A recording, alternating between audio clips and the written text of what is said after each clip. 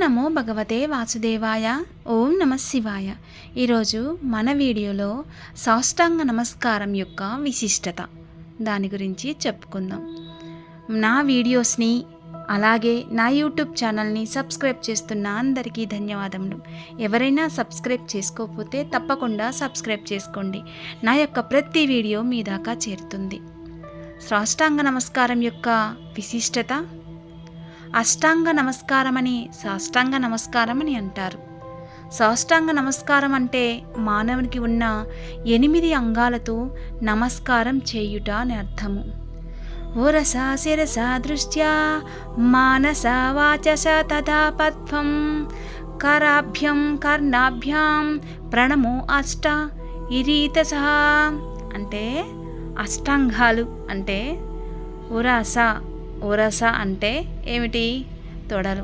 శిరస అంటే తల. దృష్ట్యా అంటే కళ్ళు. మనస అంటే హృదయం. వచస అంటే నోరు. పద్మం అనగా పాదములు. కరాభ్యాం అనగా చేతులు. కర్ణాభ్యాం అంటే చెవులు. ఇలా 8 అంగములతో కూడిన నమస్కారం చేయాలి.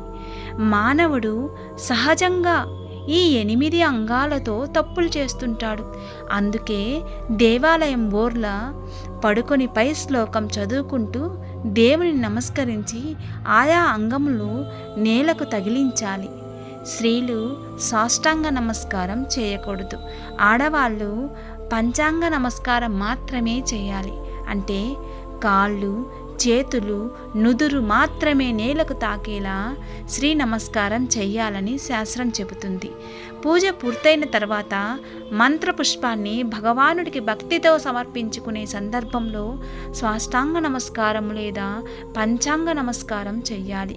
దైవానికి, గురువులకు, యతులకు వారు ఎదురుపడిన వెంటనే సాష్టాంగ నమస్కారం చెయ్యాలి. 100 యజ్ఞాలు చేయడం వల్ల కూడా పొందలేని ఉత్తమ గతులకు సాష్టాంగ నమస్కారం చేసేవాళ్ళు పొందుతారని శాస్త్రవచనం. సాష్టాంగ నమస్కారం అంటే ఏమిటో తెలుసుకున్నాం. అలాగే భగవంతుడి దగ్గర మోకరిల్లినప్పుడు మగవాళ్ళు సాష్టాంగ నమస్కారం పెట్టాలి. ఆడవాళ్ళు సాష్టాంగ నమస్కారం చేయకూడదు. అలాగే భగవంతుణ్ణి ఎందుకు మోకరిల్లుతాము అంటే మన కోరిక ఏదైనా, మన సమస్య ఏదైనా కూడా మన స్వామికి మనస్ఫూర్తిగా ప్రణమిల్లి నమస్కరిస్తాము. అప్పుడు ఆయన హృదయానికి చేరుతుంది. అనుగ్రహ బలంతో మన కోరికలు నెరవేరుతాయి. మీకు నచ్చినట్లయితే తప్పకుండా సబ్స్క్రైబ్ చేయండి, షేర్ చేయండి, కామెంట్ పెట్టండి. సర్వేజన సుఖినో భవంతు.